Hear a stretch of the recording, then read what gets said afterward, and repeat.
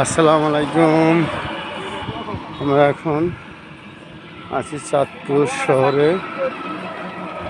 রেলগাড়ি দিয়ে হাঁটতেছি, হেঁটে লঞ্চঘাট যাচ্ছি। ওই যে বাজার করছি, দেখেন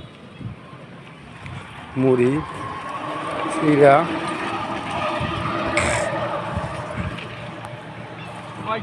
হ্যাঁ,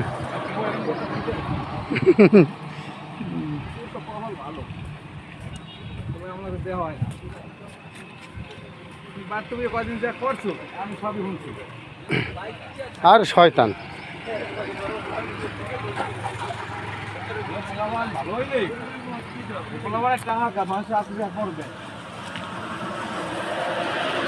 ছাগল।